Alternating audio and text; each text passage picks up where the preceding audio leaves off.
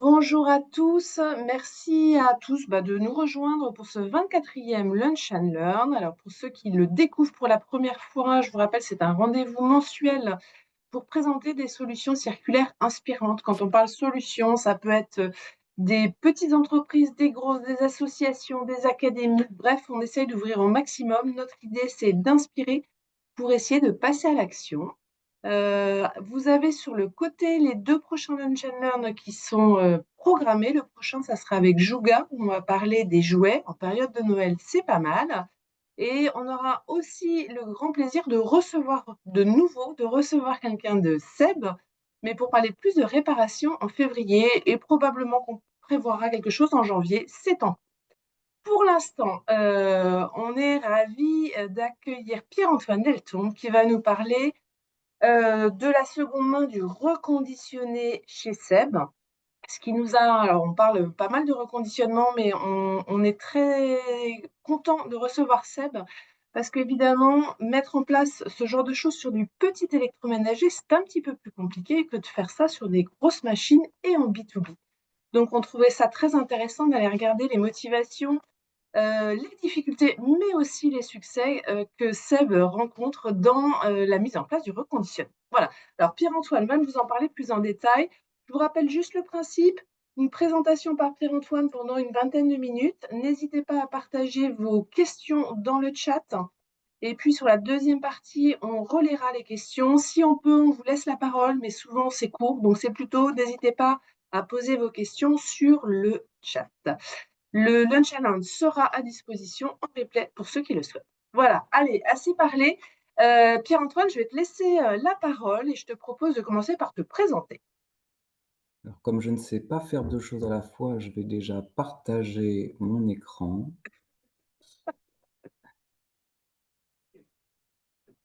et je vais vous poser la question classique: est-ce que vous voyez mon écran? Ça y est, c'est parti. On n'est pas sur la première slide, mais ouais, tu remontes. Super, tout va bien.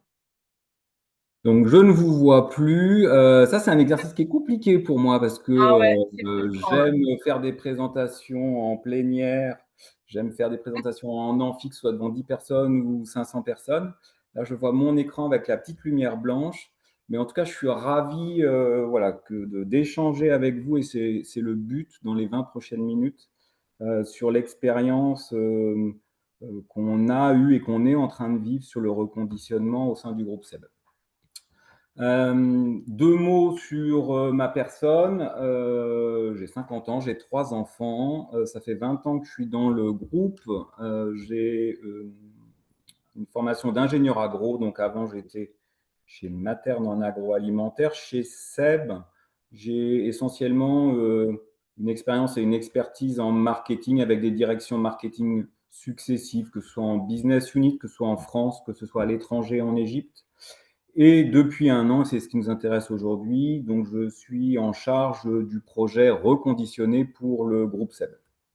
Avant de vous parler, et je pense que vous êtes là aujourd'hui pour savoir alors quels sont les succès, quels sont les défis. Des succès, il y en a des petits, mais c'est fait de petites victoires. Et on a encore beaucoup de défis. Quelques mots sur le groupe pour ceux qui ne connaîtraient pas le groupe SEB. Donc, c'est la référence mondiale du petit électroménager. On est numéro 1 dans les catégories que vous voyez autour de la MAPONDE. On est présent dans plus de 150 produits, de 150 pays, pardon. Euh, et ce qui est important, et c'est ce qui fait la force du groupe, c'est son portefeuille de marque. Vous savez aussi certainement que le groupe donc, fait plus de 8 milliards d'euros, dont 1 milliard, et c'est plutôt récent. Ça a démarré avec VMF en bas à droite, mais le portefeuille s'est très largement étendu sur les marques professionnelles, donc plus d'1 milliard d'euros de chiffre d'affaires généré par les marques professionnelles qui d'abord étaient centrées sur le café et sont maintenant plus vastes avec tout ce qu'on appelle la food préparation. Et à gauche, vous avez les marques du grand public. Euh, Aujourd'hui, on va s'intéresser à la partie gauche, puisqu'on ne reconditionne que des produits, même s'il y a des initiatives, mais j'en ai pas la charge dans les marques professionnelles. On va s'intéresser aux marques de gauche et encore plus particulièrement aux marques du petit électroménager, puisqu'on ne reconditionne que les produits électriques, donc Tefal, Roventa, Krups, Moulinex, mais par exemple des marques purement, des marques purement, alors ça pourrait être Panex, par exemple, en Amérique du Sud, qui sont des marques purement cookware. L'autre point clé du groupe, c'est la forte empreinte industrielle mondiale, une gestion d'un portefeuille de marques multimarques versus certains de nos concurrents qui n'ont eu qu'une ou deux marques mondiales.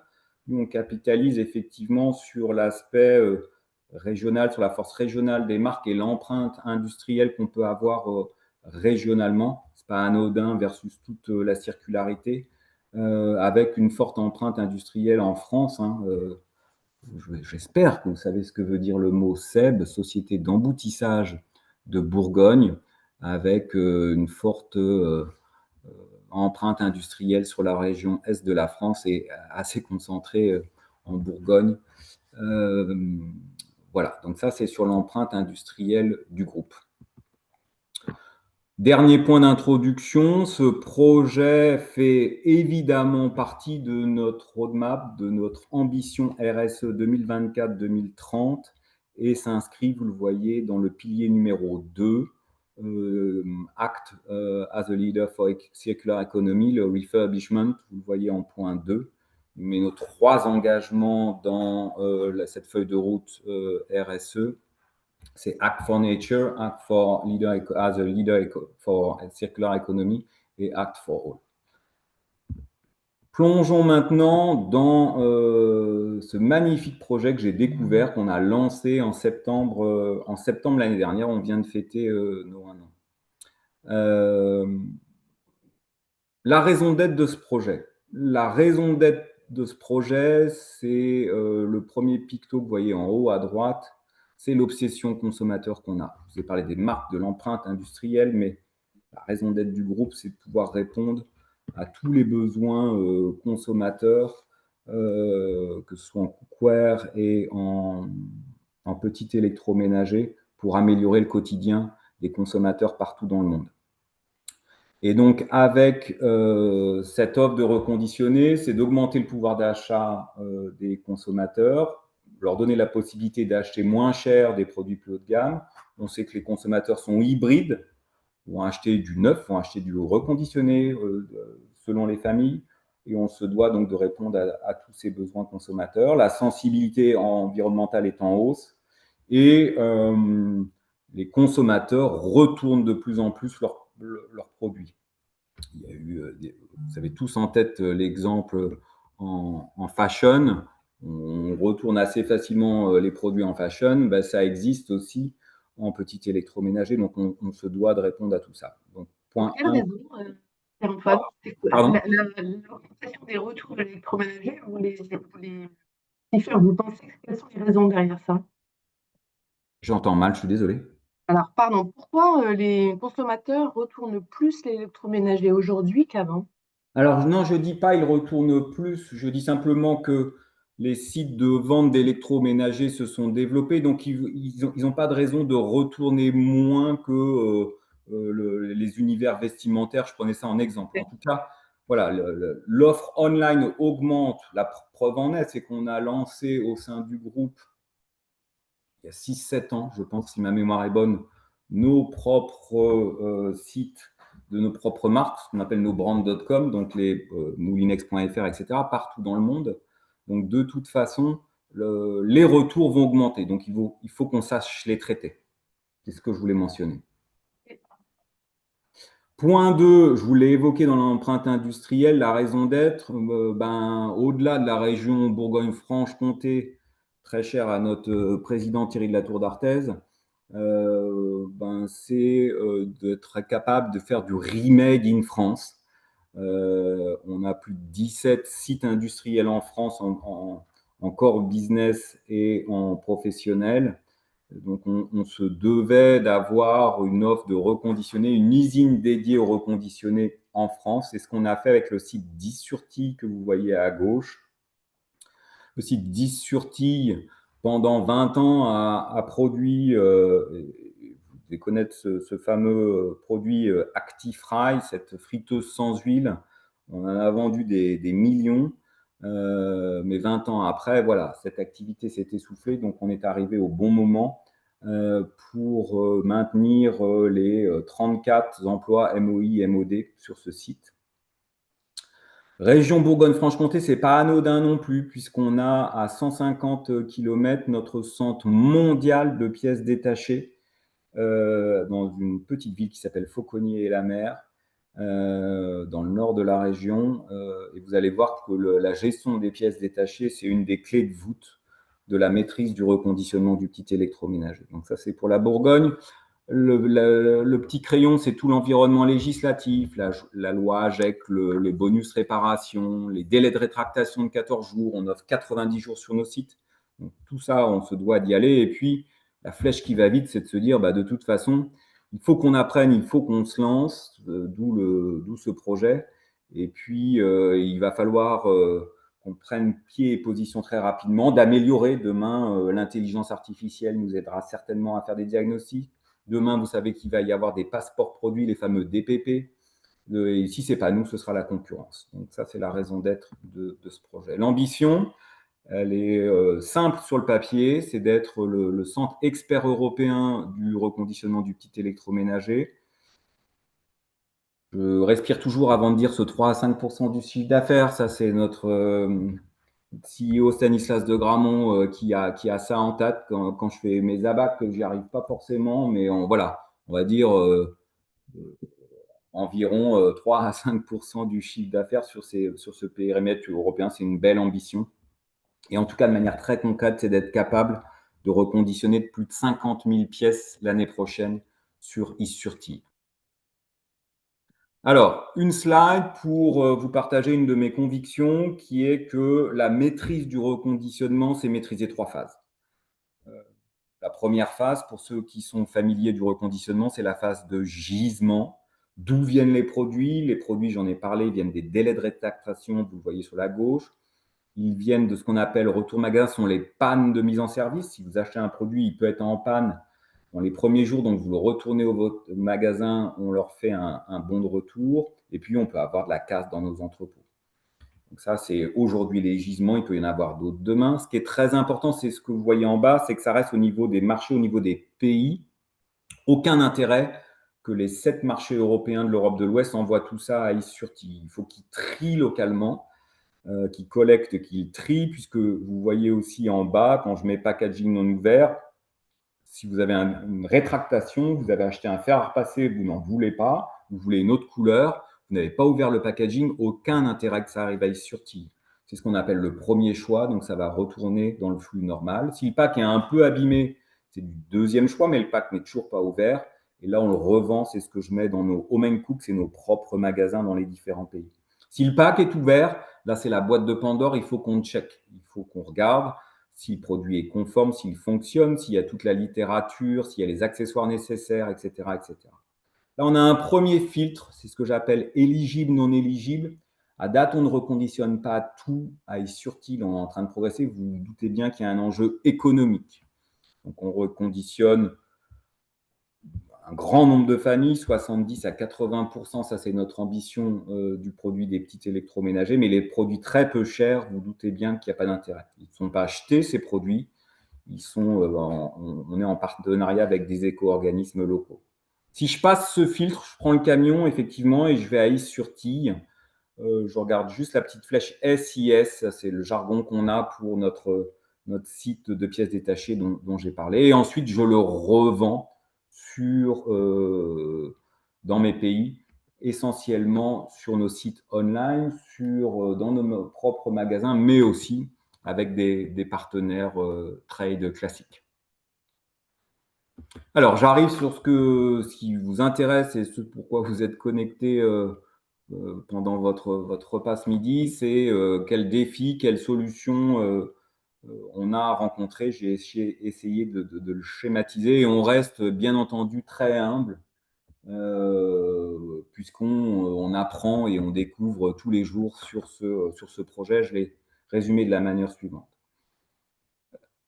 Ce qui est en couleur, je vous l'ai dit, c'est notre obsession. Moi, j'ai un parcours marketing, bizdev.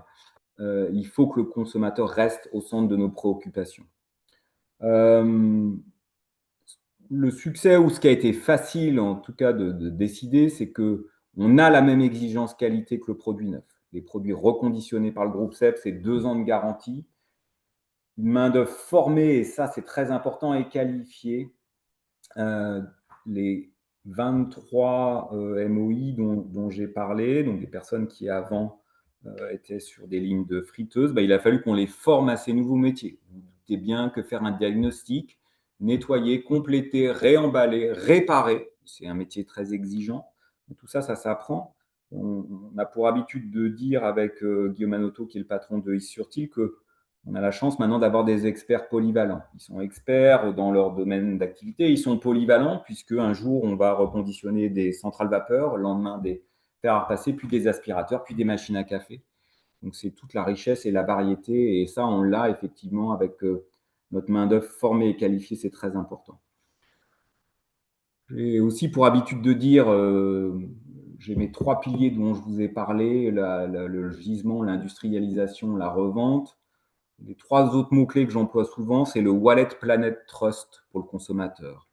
Le reconditionnement, Wallet, il faut que ce soit moins cher. Si c'est plus cher que le neuf, on n'en vend pas. Donc ça, c'est ce sur quoi on est très attentif. Planète, effectivement, il faut que les D'ailleurs, consommateurs. Pierre-Antoine, quand tu dis moins cher, vous êtes sur quoi? Sur des ordres J'entends mal à d'ordre. nouveau, je suis désolé.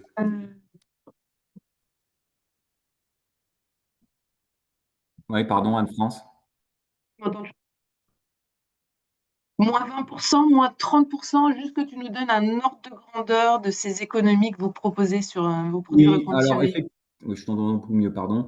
Effectivement, c'est entre moins 20 et moins 30%, effectivement, ce qu'on propose aujourd'hui en offre, versus le produit original. Exactement, c'est mon fameux wallet. Et le dernier qui est très important, ça, c'est le trust. Je suis enfin, il y a et il y aura une concurrence sur les produits reconditionnés. Vous allez pouvoir acheter des produits, et vous pouvez déjà, et c'est le cas, acheter des produits reconditionnés Moulinex, par groupe SEB Is-sur-Tille, mais ça peut être reconditionné via d'autres personnes. Et ça, c'est extrêmement important. C'est comme les marketplaces, les fameuses 3P. On ne sait pas toujours qui est derrière, quelle est la qualité, quel est le service derrière. Et c'est la raison pour laquelle vous pouvez voir sur notre site, nos sites de marque, allez-y, on en vend déjà, reconditionné par nous, pour vous. Qui mieux que Groupe SEB pour reconditionner les produits Groupe SEB? On a toute l'expertise, on a fabriqué ces produits.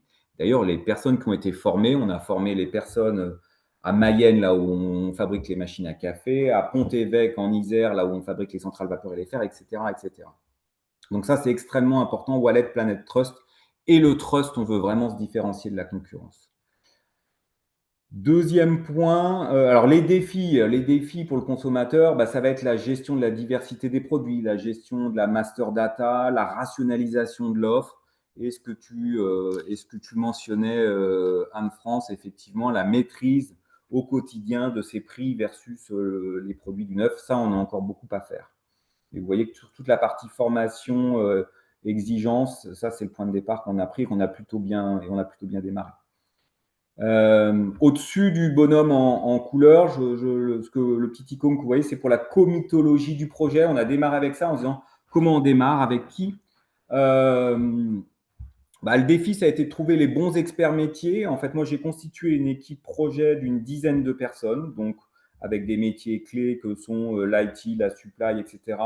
Et puis après, là où je mets défi, c'est qu'on a tiré des ficelles pour rentrer en contact avec environ 80 personnes au sein du groupe SEB pour faire avancer ce projet.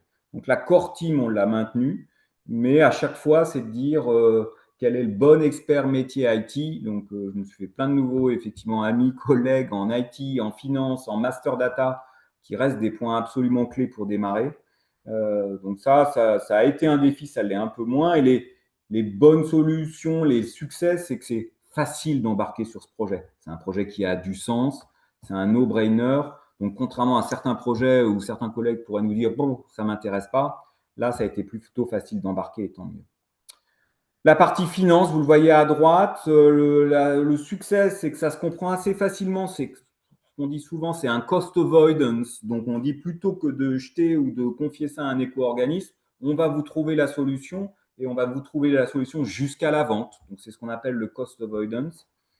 Par contre, effectivement, les défis qu'on a maintenant dans les prochains mois et l'année prochaine, c'est qu'aujourd'hui, on est sur un modèle de prestation de services. Donc, on a réussi à brancher 3 pays, la France, l'Allemagne, et on est en train de brancher l'Espagne, mais ils restent propriétaires de leur stock. Je ne vais pas rentrer dans le détail. Et demain, on veut un pool commun d'offres européens, c'est-à-dire que les marchés, les pays vendent à Is-sur-Tille. Donc, c'est de la gestion d'interco de société à société et que Is-sur-Tille ensuite revendent à ces marchés européens. Donc, on est en plein dedans, effectivement, toujours pareil avec mes 3 amis, IT, finance et master data. En bas à droite, c'est justement l'IT. Bon, on est un grand groupe, donc forcément, il y a déjà des plugs existants, des ERP existants. Mais l'inconvénient de tout ça, c'est qu'on est, comme un grand groupe, on est peu flexible. Et à chaque fois, la rengaine, c'était de dire, oui, mais tu sais, le reconditionner, on ne connaît pas, comment on va faire, etc. Donc, tout l'enjeu, tout le défi qu'on a pour 2026, et je regarde ma montre, je prends encore 3 minutes, on sera dans les temps, ça va être de passer d'un modèle sandbox. Alors, on n'était pas très loin, notre bac à sable, il était quand même pas très loin du modèle groupe SEB. Il va falloir qu'on s'intègre mieux au modèle groupe SEB pour que ce soit plus lean et plus smooth pour tout le monde. C'est sûr que si c'est complexe, même s'il y a une demande consommateur, les marchés ne vont pas monter à bord. Le camion, c'est évidemment la supply.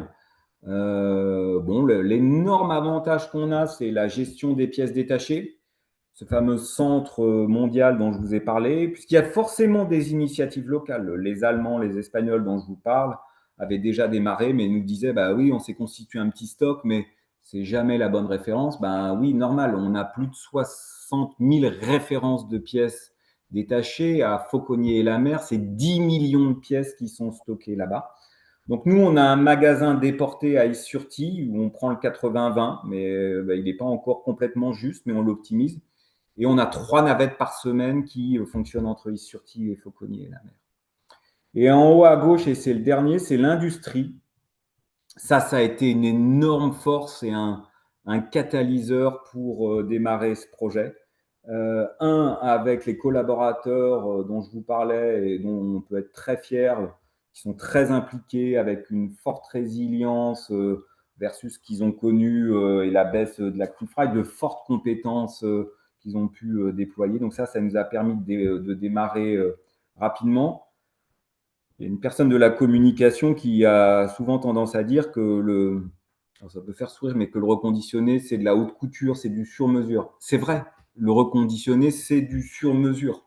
Contrairement à une ligne de production classique, ben, c'est jamais le même produit, c'est jamais le même problème. Donc, il faut être très flexible.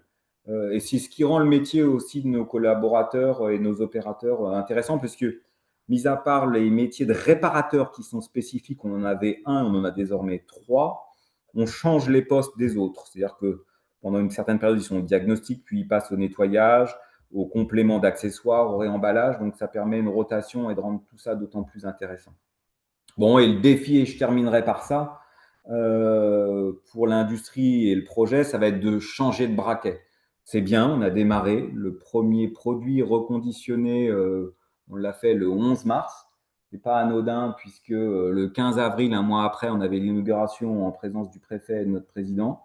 Mais là, maintenant, il faut qu'on optimise la productivité, qu'on passe à une échelle industrielle et surtout, et je terminerai par ce mot-là, c'est d'être compétitif. Ça, c'est absolument capital. Je vous disais il y a une concurrence de l'offre consommateur, il y a aussi et évidemment une concurrence pour le reconditionnement d'autres pays, je pense à l'Europe de l'Est, je pense à l'Espagne dans le sud, sont capables de reconditionner du petit électroménager. Donc le faire en France, c'est bien, mais il faut que ce soit compétitif. Très intéressant. Tu parles de passage à l'échelle et notamment de rentabilité, mais sur le passage à l'échelle, si vous ne traitez que des retours, à un moment, la limite, elle va se faire. Donc, est-ce qu'en gros, aujourd'hui, vous travaillez du pré-consumer, hein, enfin voilà, des produits qui sont en retour. Est-ce qu'il y a des projets, des envies à terme, hein, je ne dis pas forcément aujourd'hui, d'aller vers sur du post-consumer par rapport enfin, sur le projet reconditionnement ou pas tout de suite ou jamais? Alors, non, réponse facile. Le COMEX n'était pas inquiet, n'est pas inquiet sur la partie 2, la partie industrialisation, en disant Pierre-Antoine, on sait faire, même si, ok, on a compris, c'est différent, c'est pas une usine classique, mais le groupe SEB, avec son footprint industriel, son expertise industrielle, saura faire. Et c'est vrai qu'effectivement, il y a encore beaucoup de progrès, mais on va maîtriser.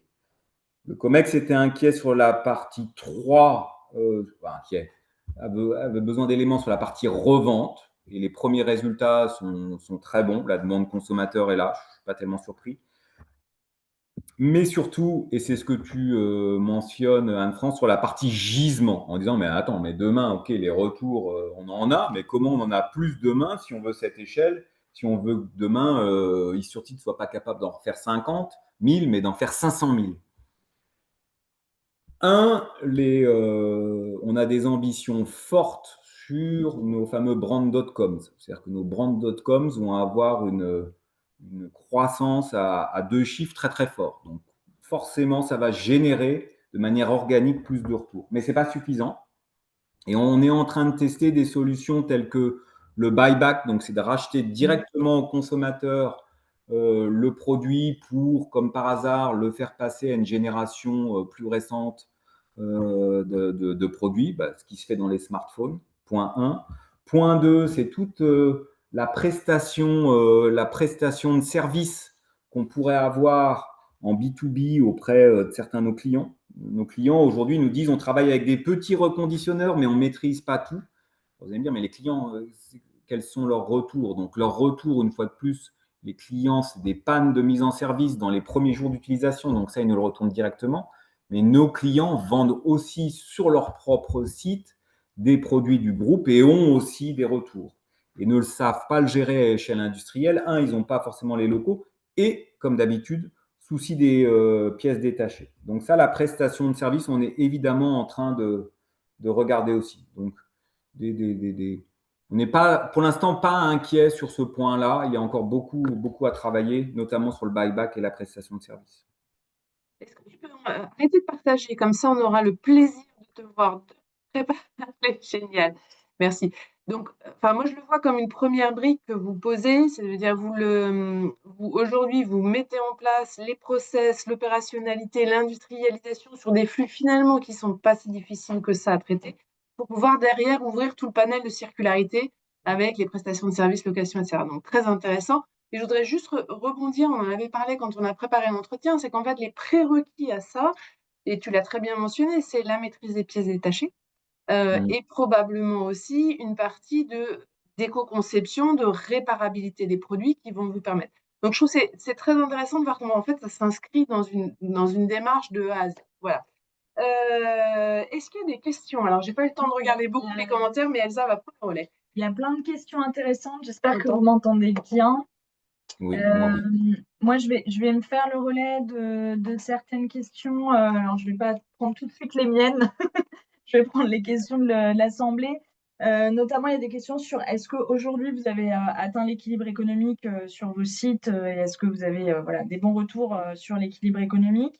Et moi, j'avais une question aussi sur l'échelle, la bonne échelle, si vous augmentez le flux de petits électroménagers reconditionnés, ces sites de reconditionnement et ces stocks de pièces détachées, dans vos projections, quelles sont les bonnes échelles? Est-ce que c'est à l'échelle continentale d'avoir une usine comme c'est le cas aujourd'hui, ou est-ce que ça serait plus par pays? Ce serait quoi les bonnes échelles? Alors, équilibre économique, on y sera au milieu de l'année prochaine, à l'échelle du groupe. Je garde les chiffres pour moi, évidemment, mais c'est extrêmement important. C'est-à-dire qu'on n'est pas là non plus pour faire du reconditionné sans équilibre économique au sein du groupe. Donc, ça a été évidemment une des exigences du COMEX.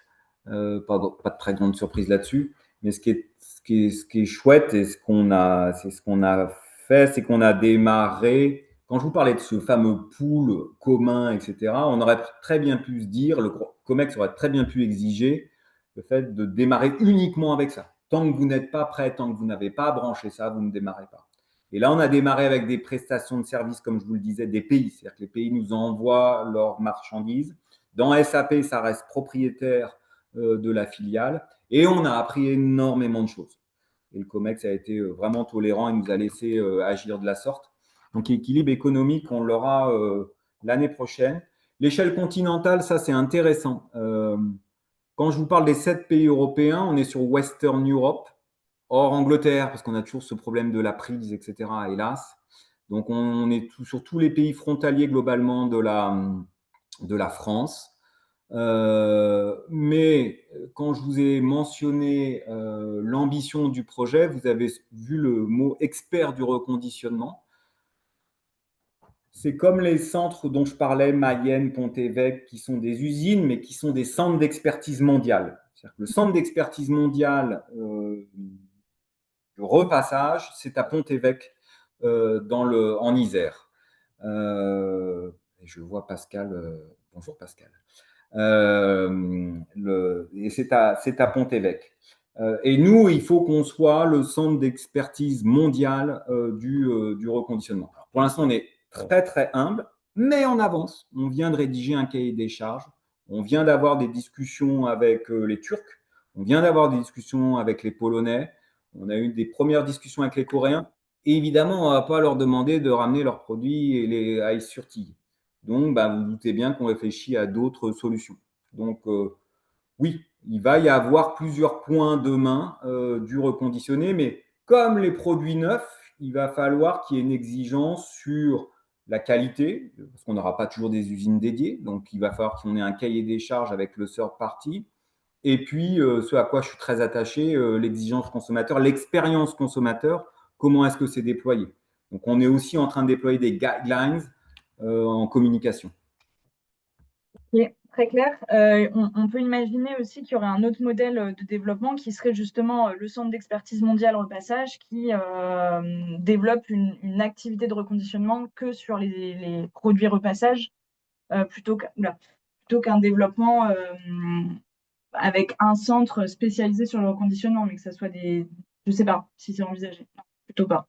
Je vais répondre de manière assez brutale. Non. Et la réponse me semble assez évidente dans le sens où ce que je vous disais, c'est que penser une usine de reconditionnement, c'est pas simple.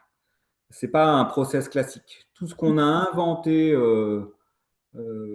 et ceux qui auront la chance, où il y a déjà des vidéos qui sont disponibles, mais on a inventé par exemple ce qu'on appelle un roll, c'est-à-dire que le produit arrive, on le met sur une tablette à roulettes qu'on va insérer dans des postes de travail. Donc on a repensé le modèle industriel. Donc vous doutez bien que de mettre 3% ou 5% de la prod dans les usines, pas du tout rentable. Et ce que tu me partageais aussi, c'est l'expertise des opérateurs n'a rien à voir. Entre monter toujours la même pièce au même endroit, etc., et Ce sont de avoir nouveaux cette métiers. Ouais. Ce sont de nouveaux métiers. C'est comme si tu disais, Elsa, on fait des fers à Pont-Évêque, pourquoi on ne fait pas des machines à café aussi à Pont-Évêque et puis ne faisons qu'une usine en France de tous les produits neufs. C'est pareil. Ouais, mais comme tu as insisté sur l'expertise métier qui était importante aussi dans les On l'a diagnostics, transféré. etc. On l'a transféré. Ouais, ok. J'ai une autre question sur le volet trust et la confiance dont tu parles, qui est très importante, et dans le développement du réemploi, du reconditionnement, on voit que c'est un des freins à lever, c'est d'avoir justement d'avoir les mêmes garanties et de pouvoir le prouver. Il y a une initiative de la Fédération Aircube et de l'organisme DECRA sur le label reconditionné de qualité, REC avec un Q. Je ne sais pas si vous avez pour projet d'utiliser ce label, cette certification, si ça vous paraît pas adapté, si vous pensez faire votre propre référentiel de qualité, comment vous envisagez les choses là-dessus? Je vais être très honnête, je ne savais pas qu'il existait, mais j'en apprends tous les jours, donc je suis ravi. C'est du win-win. J'ai appris quelque chose. On n'a pas volonté, d'ailleurs, notre direction de la communication était très claire quand on a développé le reconditionné par nous pour vous. On commençait à dire en interne, c'est notre label. Non, surtout pas. C'est notre signature. On n'a pas vocation à surcréer des labels, certainement pas. Donc, s'il y a un label existant, pourquoi pas? Je note. Bonne nouvelle. Super. Très bien. Une autre question. Zut, moi j'en avais une, mais qui sort. Tu me parlais de la fierté aussi des opérateurs et de toutes les personnes qui sont intégrées dans ce système-là, alors que pour en avoir discuté avec d'autres industriels, il y avait au contraire plutôt un rejet en disant le produit d'occasion, etc. Bah non, moi mon métier c'est de faire des produits neufs. Et tu témoignais que c'était vraiment autrement chez vous, donc je veux bien que nous en reparles. Donc, tu as raison, je me souviens de ton point. Je vais reprendre un verbatim de la DRH qui disait: j'ai jamais vu autant la banane à Essurtille. C'est une vraie, alors pas du tout. Enfin, j'ai jamais eu effectivement, et à chaque fois que je vais à Essurtille, toutes les 3 semaines, 15 jours, 3 semaines, je vais évidemment sur ligne pour prendre le pouls. J'ai toujours fait ça, même en étant en marketing, c'est absolument indispensable. C'est une vraie force pour eux, puisqu'avant, ils faisaient de l'assemblage. Donc avant, je suis désolé, je vais schématiser, mais c'était de visser effectivement toute la journée le même produit. Ah, demain, super, le produit, il n'est pas noir, il est bleu, c'est une friteuse noire et une friteuse bleue. Là, ils vont changer de poste, ils vont voir la variété de produits qu'a le groupe. C'est-à-dire que, alors, on organise ça par batch. Et on se rappelle juste qu'on va être compétitif et à un niveau industriel tout à fait soutenable. Donc, on ne va pas faire les produits, on ne va pas les prendre en first in, first out, mais on va les organiser par batch. Et en tout cas, nombreux m'ont dit: mais waouh, je ne savais pas que tous ces produits-là, le groupe le faisait. Waouh, je découvre la diversité des marques. Donc il y a une vraie fierté, en tout cas, de nos opérateurs sur ces produits-là. Et puis, je vais plus loin, c'est-à-dire que dans chaque produit que vous achetez, allez-y, faites l'expérience, vous avez une petite fiche où l'opérateur note le nom. Voilà. Anne France, ben voilà, si tu reconditionnes un produit, tu notes ton nom et la fiche, c'est personnalisé. Super. Moi, j'ai une autre question. Est-ce que vos opérateurs qui petit à petit montent en compétence vont identifier des points qui rendent difficile justement le reconditionnement? Et est-ce qu'il y a ces boucles de rétroaction sur le design qui, si elles n'existent pas aujourd'hui, sont prévues d'être mis en place pour optimiser votre éco-conception? Alors, je note pour ne pas oublier. Donc, on vient de faire, et c'est la force du groupe, quand je vous dis effectivement que c'est le point 2, c'est l'industrie, on vient de faire un Kaizen pour ceux qui sont du milieu de l'industrie. On parle de VA sur NVA. Je suis le scientifique, mais j'ai découvert ça et je trouve ça absolument génial. De manière très simple, c'est de mesurer la valeur ajoutée pour le consommateur et ce qui est non valeur ajoutée. Ça a été un cas d'école impressionnant. Donc, ça a été fait par nos équipes en performance industrielle il y a 3 semaines, donc c'est tout frais. Donc, on voit vraiment les points d'optimisation. Qu'est-ce qui a une valeur ajoutée pour le consommateur? Oui, bah, quand je filme ma palette, ça n'a aucun intérêt. Donc, où est-ce qu'il faut que je gagne et que je perde? Donc, en tout cas, la feuille de route. Donc, ce qui rend difficile le flux des opérations, en tout cas, ça, on est en train d'y travailler. La feuille de route de l'usine, je peux vous dire qu'elle est hyper claire grâce à Kaizen notamment, ça permet de formaliser. Je voulais juste mentionner tous les bénéfices qu'ont le reconditionné aussi à l'échelle du groupe au-delà du consommateur. Ça permet de remonter les informations qualité beaucoup plus tôt. À date, comment on remonte les problèmes qualité? Eh ben, c'est soit par nos clients, boulanger, je vois Pascal, soit par nos consommateurs. Donc, nos consommateurs vont appeler les call centers, ça va monter en alerte, je dis n'importe quoi, au bout de 10, 15, 50.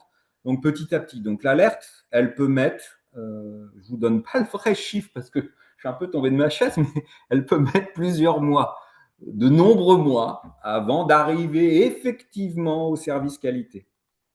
Là, je vous donne l'exemple très concret des fers. On a démarré avec les fers à repasser parce que c'est un produit assez simple à réparer.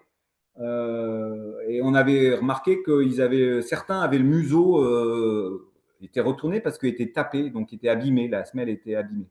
On en a reçu 1, 10, 15. Et tout de suite, on a appelé l'usine de Pont-Évêque en disant, mais attends, c'est pas possible. Sur cette référence-là, on en a vu trop.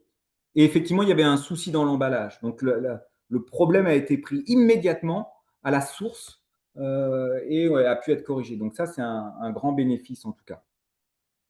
Et vous allez réduire votre accès au gisement. Mais c'est bien. Il y en aura d'autres, c'est pas grave. De toute façon, il y en aura tout le temps. Moi, je voulais juste, impact environnemental, j'imagine que vous avez fait des ACV. Est-ce que tu peux nous dire juste un chiffre de ce que vous imaginez ce que ça donne? Et je crois qu'Elsa a une question derrière. Je te la pose en même temps, comme ça. Alors, je sais que Claire est là de la direction du développement durable chez nous. On est en train de finaliser ces chiffres. Donc, je préfère les garder encore pour moi, Anne-France. Voilà. Ils sont bons, Ils sont en j'imagine. train d'être ils sont en train d'être validés, mais oui, on est en train de travailler dessus, bien sûr. Alors, on vous demandera de nous les communiquer quand vous les aurez Avec grand officiellement. plaisir. Moi, j'ai une question, donc je me fais aussi un peu le relais une question dans le chat sur le fait que là, vous avez pris le gisement, on va dire, un petit peu facile, pré-consumer, etc.